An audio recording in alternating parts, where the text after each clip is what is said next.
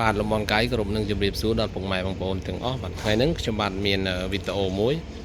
បង្ហាញពីប្រភេទកូនឡានបាទប្រភេទកូនឡានហ្នឹងគឺខុសពីមុនបាទប្រភេទហ្នឹងគឺអាប់ដេត2026បាទប្រភេទហ្នឹងគឺមានកាំងមុខធំហើយនឹងសណាញ់ការពារចង្គៀងប្រភេទនេះគឺយើងដាក់ម៉ាស៊ីនអូកាវ៉ាហ្នឹងគឺជាប្រភេទម៉ាស៊ីនកូនកាត់ពុកម៉ែបងប្អូនហើយអាហ្នឹងវាមានភ្ជាប់ដេជាប់ក្នុងខ្លួនវាស្រេចយើងអត់ចាំបាក់កែទេបាទជាប់ដេស្រេចអាហ្នឹងពេលយើងជាប់ដេដូចជាចកោតដូចអីបាទពុកម៉ែបងប្អូនចកោតគឺថ្មីបាទស្អាតចកោតស្អាតអត់ទាន់ហើយ100%ទេបាទអាហ្នឹងគឺបាន50%បាទប្រភេទត្រង់ប្រភេទអីគឺមាំបាទហើយប្រភេទហ្នឹងវាមានបែនប្រភេទហ្នឹងគឺយើងប្រើបែនមានពុកម៉ែបងប្អូនណាតម្រូវការសម្រាប់យើងធ្វើចការបាទធ្វើចការក៏បានហើយដឹកអីក៏បានដែរដោយសារវាមានបែន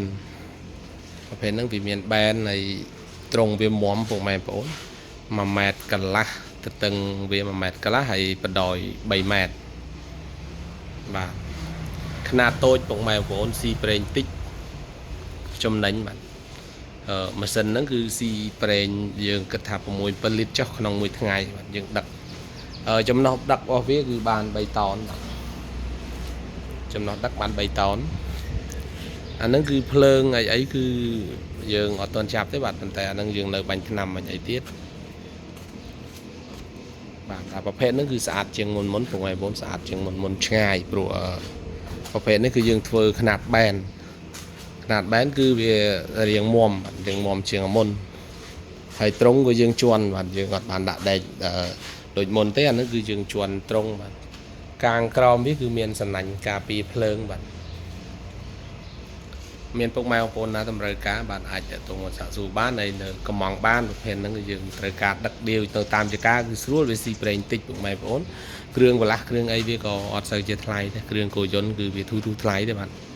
តែអានេះប្រើបាទបើយើងនិយាយរឿងប្រើវិញរាប់ឆ្នាំបាទมันងាយទៅណាទេដោយសារយើងផ្សារដែកមុំដែកហ្នឹងគឺមុំល្អ